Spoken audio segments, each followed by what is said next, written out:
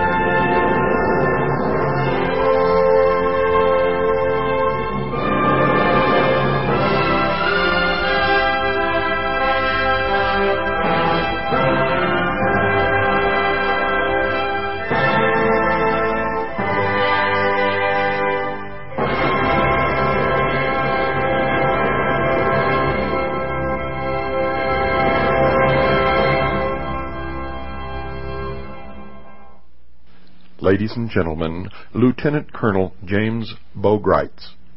We're going to have perfect government.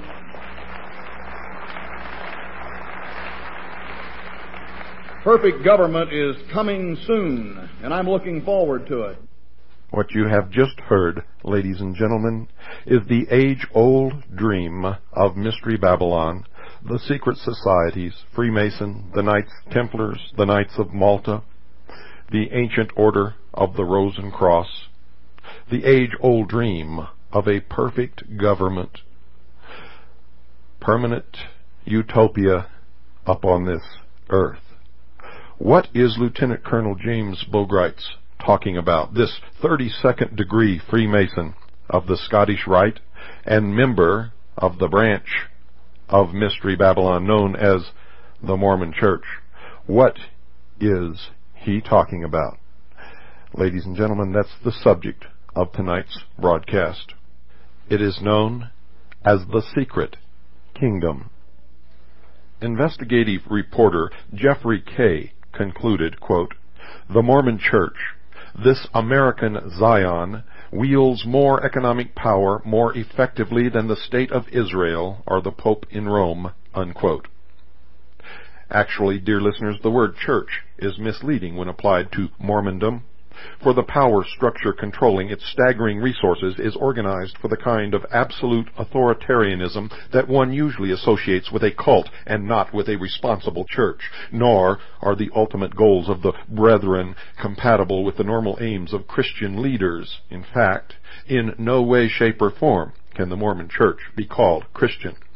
They are essentially the same as those of cults in general, and especially those of secret revolutionary groups working toward a takeover of the world.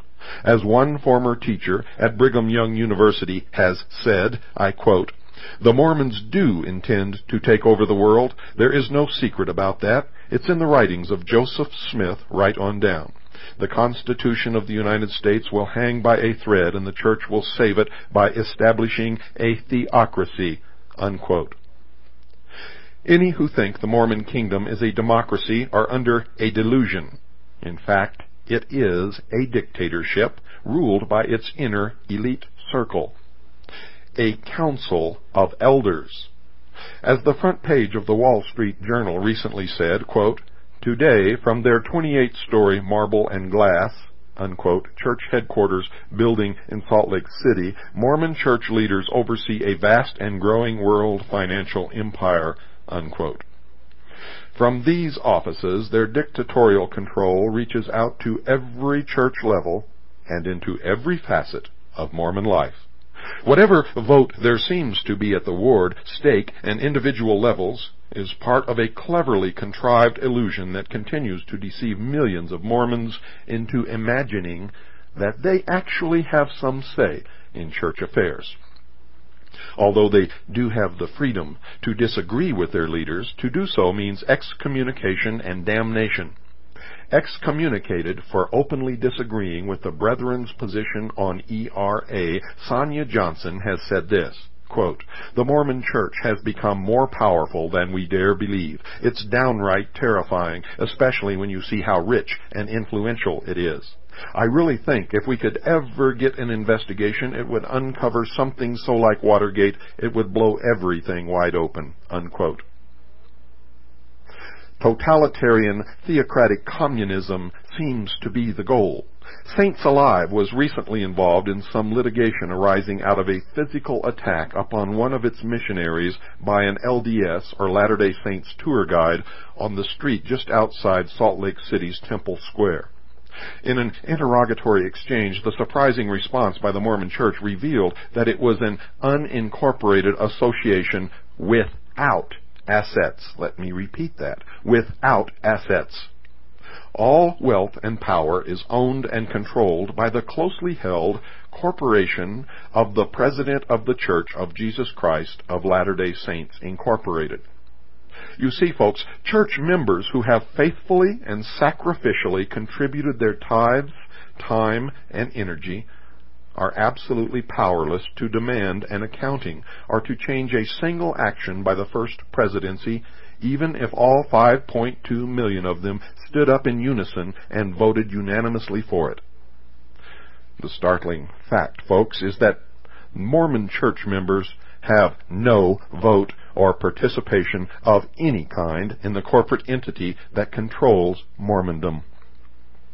They can sincerely perform their functions as bishops, elders, high priests, and Sunday school superintendents all they wish. But in the real world of legal ownership and raw power, they are only 5.2 million pawns. Pawns, fools, if you will, subject to manipulation from the top. All of this is part of a secret kingdom that Jeffrey K. has called the, quote, invisible empire, unquote, and about which most Mormons have only the vaguest notions, if they have any notion at all. This theocracy is alluded to by Apostle Bruce R. McConkie. Quote, "Through this church and kingdom, a framework has been built through which the full government of God will eventually operate," unquote. That, quote, full government of God, unquote, involves what is known as, quote, united order, unquote. Revelations that came through Joseph Smith described it as a theocratic, communistic society. All property and income was to be given over to the control of the church and then distributed to everyone according to his need, as the Brethren defined it, so that, quote, the poor shall be exalted in that the rich are made low, unquote.